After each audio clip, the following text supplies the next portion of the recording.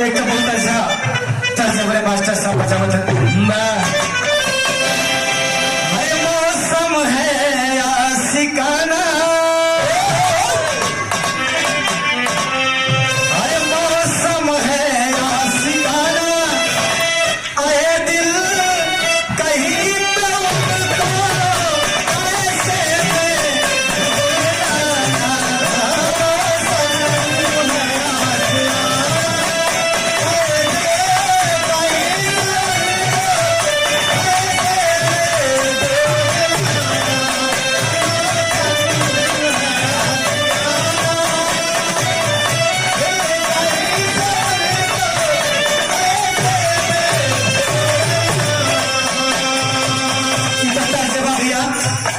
लेकिन हमारे बाबा साहब जी के गीत में गीत के लाइन क्या होगा भैया, हो तुझको नमन है मेरा,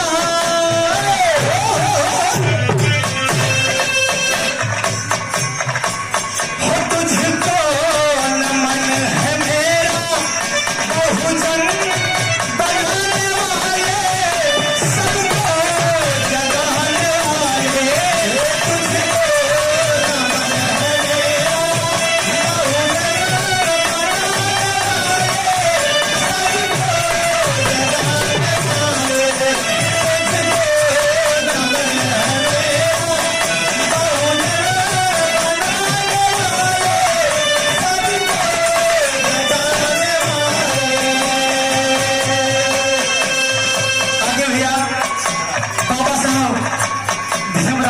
साहब का जब जन्म हुआ तो अपने भारत की स्थिति क्या थी भैया, लोगों को अनुमति नहीं थी, पढ़ाई लिखाई करने की अनुमति नहीं थी भैया। गीत के लाइन से बहुत सारी बातें हैं आप सभी से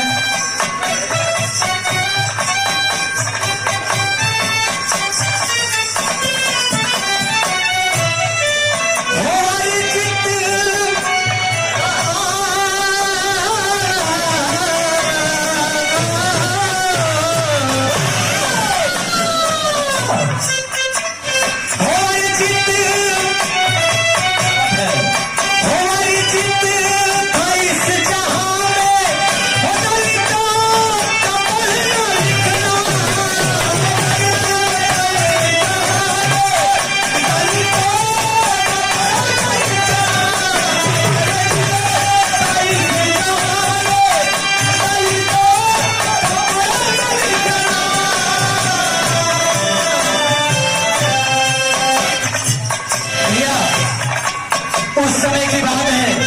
आज के समय में क्या है, कितनी सुविधा होते हुए भी, इतने संसाधन उपलब्ध होते हुए भी लोग नहीं पढ़ लिख पा रहे हैं। पहले के समय में क्या था कि सारा कुछ वर्जित था, पढ़ने लिखने का किसी को अधिकार तक ही नहीं था भैया। अगर उस समय में किसी ने पढ़ा तो यह अपने आप में बहुत बड़ी बात है भैया।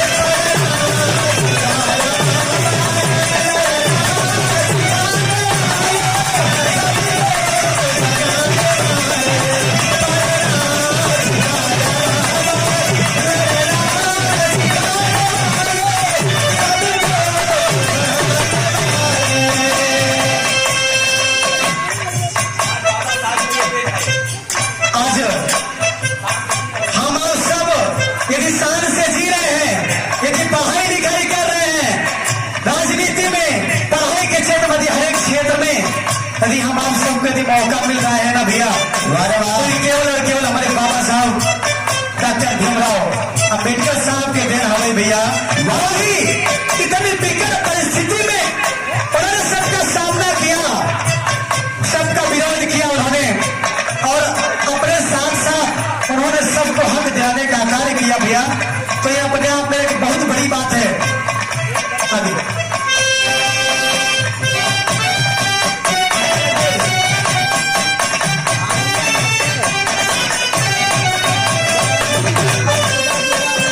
आगे भैया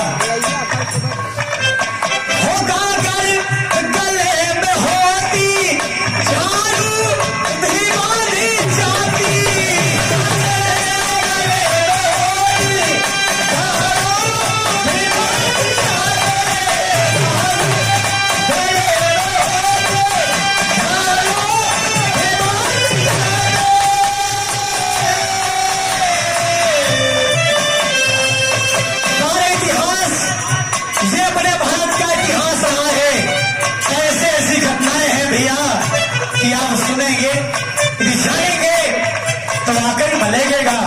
कि वाकई में आज हम लोग बहुत आगे हैं। वाह, पहले के समय में किसी कोई पढ़ना भी चाहता था, किसे पढ़ने का अधिकार नहीं था।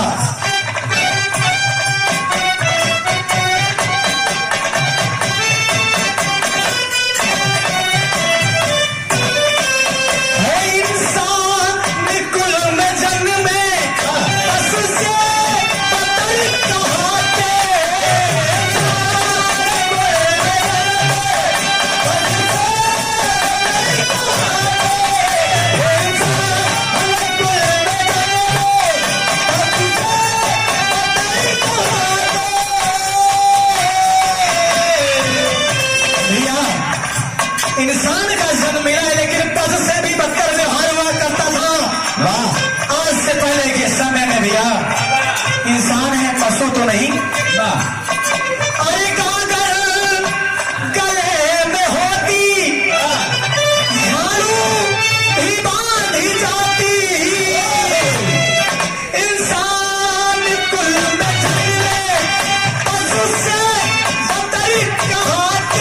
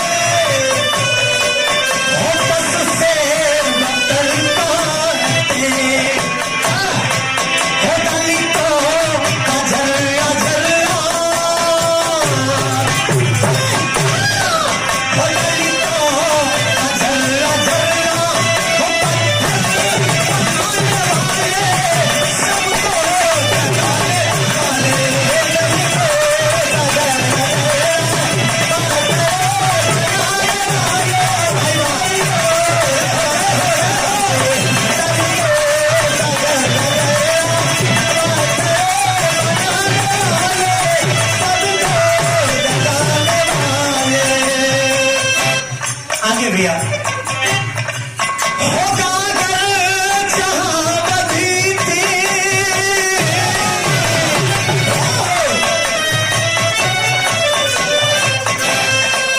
होगा जहां बधी थी, हटाई लगा दिया है,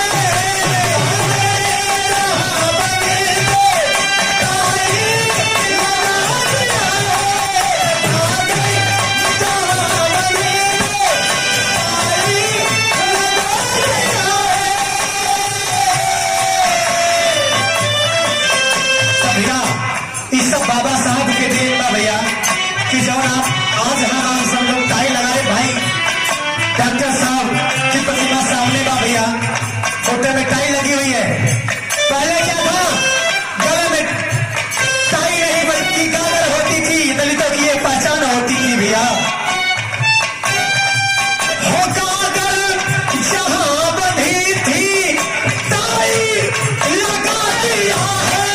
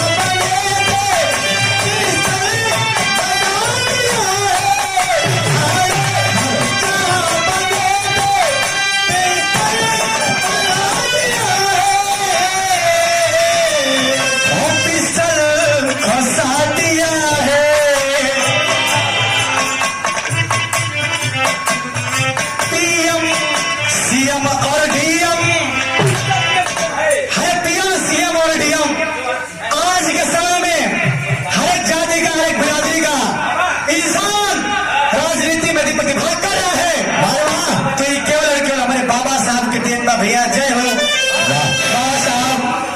पीएम सीएम और डीएम आए हमको बताने वाले, सबको सताने वाले,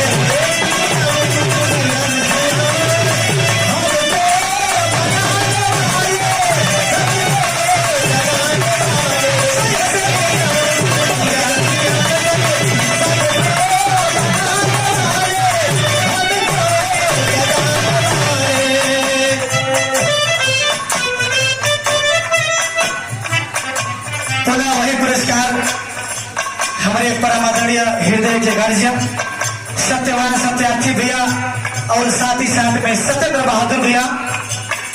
सत्यवान भैया आपके बड़ाई में, आपके बखान में हमारे पास शब्द ना बा भैया कि आपके विषय में हम कुछ बता ही सकी।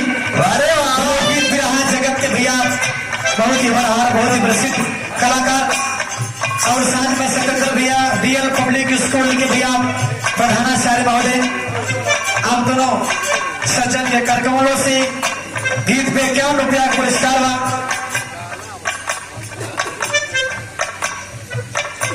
आप परम आदरणीय सम्मानित श्रीमान राम कैलाश पटेल जी, परम आदरणीय सम्मानित श्रीमान स्वर्गीय राम कैलाश पटेल जी, पूर्व प्रधान जगौती के सचिव जी। अरे वाह, राम कैलाश पटेल जी भैया, आप जगौती के भैया पूर्व प्रधान।